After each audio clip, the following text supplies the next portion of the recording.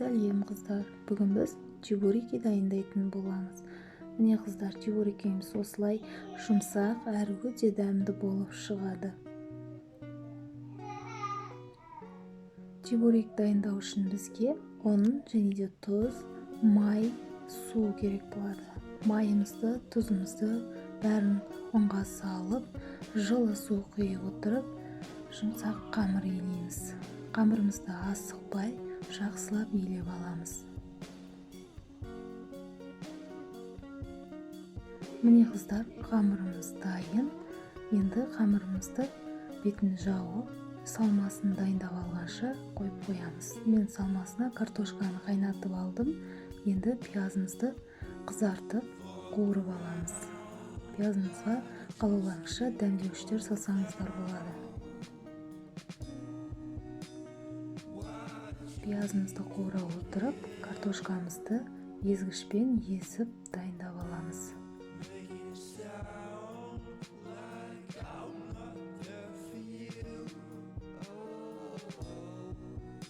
Міне картошкамыз дайын, пиязымыз да қуырылды. Енді пиязымызды салып, жақсылап араластырамыз. Қалауларыңызша дәмдеуіштер салыңыз. Мен тұз бен қара бұрыш салдым. Енді жақсылап араластырып аламыз. Араластырып болған соң, міне қамырымызды алған соң, осылай домалақтатып, формасына келтіріп, қолымызбен домалақтатып, формасына келтіріп, осылай кесіп аламыз.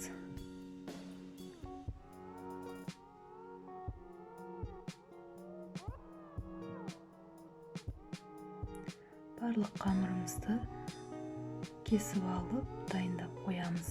Енді міне қыздар, шетінен алып, жаямыз.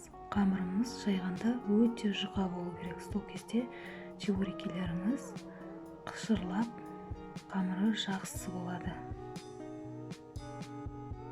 Міне видеодағыдай жасаймыз.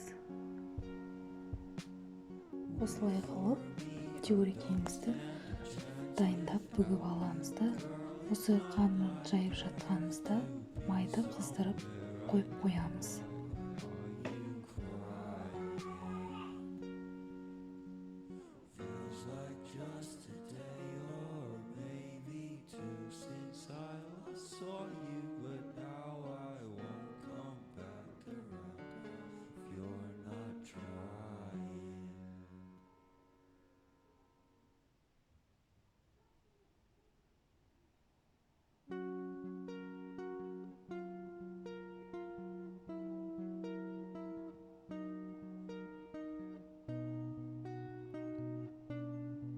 Міне қыздар, енді қызып тұрған майымызға чебурекимізді салып, екі бетін араластырып, қызарғанша қуырып аламыз.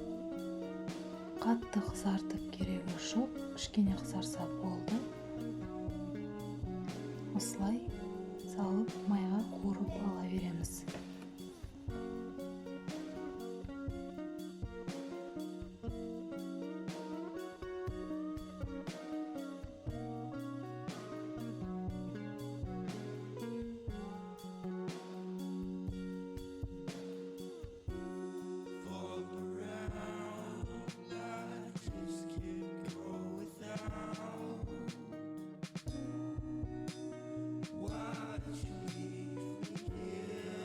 Міне қыздар, біздің чебурекimiz дайын болды. Жасап көріңіздер. Ас болсын.